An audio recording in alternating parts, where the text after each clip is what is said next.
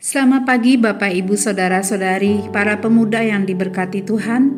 Hari ini Selasa 12 November 2023, saya Pendeta Jenny hendak mengajak kita semua untuk mengikuti renungan harian yang dikeluarkan oleh Sinode GKO dengan berpedoman pada pola pembacaan Alkitab 4M, menerima, merenungkan, melakukan, dan membagikan firman Tuhan. Sebelum kita merenungkan firman Tuhan, mari kita berdoa. Bapa di surga, kami bersyukur atas kebaikan-Mu yang telah membangunkan kami pada pagi hari ini. Mengawali hari ini kami mohon agar Engkau mengisi kami dengan firman-Mu. Roh Kudus tolong kami untuk memahami firman-Mu. Dalam nama Tuhan Yesus kami telah berdoa. Amin. Hari ini kita akan merenungkan firman Tuhan dengan tema terlalu lama menunggu. 2 Petrus 3 ayat 3 sampai ayat yang ke-7. Demikian firman Tuhan.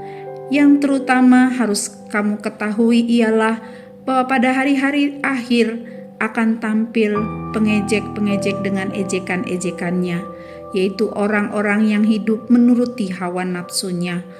Kata mereka, di manakah janji tentang kedatangannya itu?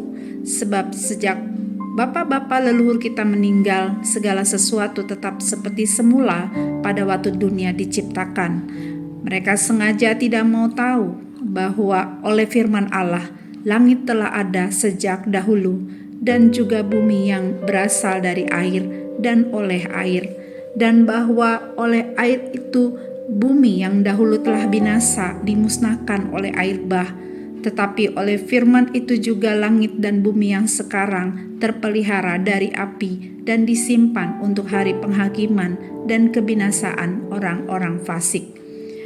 Ada dua pertanyaan yang akan menolong kita untuk merenungkan firman Tuhan hari ini. Pertanyaan yang pertama, siapakah yang akan tampil pada hari-hari zaman akhir? Yang akan tampil pada hari-hari zaman akhir adalah pengejek-pengejek dengan ejekan-ejekannya. Yang kedua, lalu siapakah mereka? Para pengejek adalah orang-orang yang hidup menuruti hawa nafsunya. Saudara yang dikasihi Tuhan, salah satu hal yang terpenting bagi orang percaya di akhir zaman adalah menanti kedatangan Tuhan Yesus kedua kali. Kita sedang menantikan hal tersebut terjadi, tetapi tidak ada yang tahu dengan pasti bila mana hal itu terjadi. Bagian kita hanyalah mempersiapkan diri sebaik mungkin agar ketika itu terjadi kita siap. Sayangnya menantikan kedatangan Tuhan merupakan sesuatu hal yang sering dilupakan, dipandang tidak penting dan sering dihindari. Apalagi jika kita telah menunggu dalam waktu yang cukup lama. Pada saat surat 2 Petrus ini ditulis, orang percaya berharap kedatangan Yesus kedua kali terjadi dalam waktu dekat. Tetapi kenyataannya 30 tahun telah berlalu sejak kebangkitan dan kenaikan Tuhan Yesus. Dan apa yang mereka harapkan belum terjadi.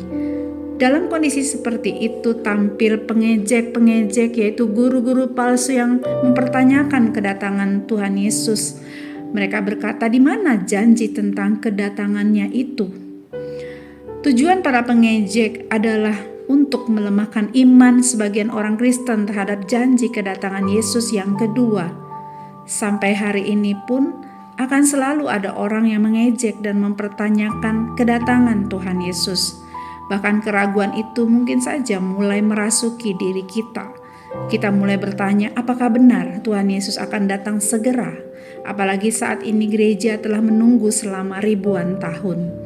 Keraguan akan membuat kita menjadi lengah sehingga tidak berjaga-jaga dan tidak termotivasi untuk hidup dalam kekudusan. Kita akan menjadi orang-orang yang bertahan hidup dalam dosa dan hawa nafsu karena berpikir bahwa Tuhan Yesus tidak akan datang lagi. Inilah yang diinginkan oleh pengajar-pengajar sesat. Tentu saja sikap seperti ini sangat berbahaya karena akan menempatkan kita pada orang yang tidak siap terhadap kedatangan Yesus dan membawa kita pada kebinasaan. Oleh sebab itu janganlah biarkan diri kita dikuasai oleh keraguan. Kita harus fokus pada kebenaran dan berdiri teguh di atas janji Tuhan, yaitu kedatangan Tuhan Yesus adalah sebuah kepastian. Tidak peduli sudah berapa lama waktu telah berlalu, Tuhan Yesus pasti datang kembali. Pertanyaan yang penting bukanlah kapan Yesus datang kembali, tetapi apa yang kita lakukan pada saat menanti kedatangan Yesus yang kedua kali. Itulah yang penting untuk kita pertanyakan. Karena apa yang kita lakukan selama masa penantian akan menentukan kesiapan kita ketika hari yang dinantikan itu tiba. Melalui perenungan firman Tuhan hari ini, kita diingatkan bahwa kita harus waspada terhadap bahaya-bahaya yang mengganggu iman kita. Iblis memiliki banyak cara untuk menjerumuskan kita kepada hal-hal yang tidak berkenan kepada Tuhan. Maka kita harus ekstra hati-hati terhadap ajaran sesat di sekitar kita. Selanjutnya kita harus memelihara keyakinan akan kedatangan Kristus yang kedua kali.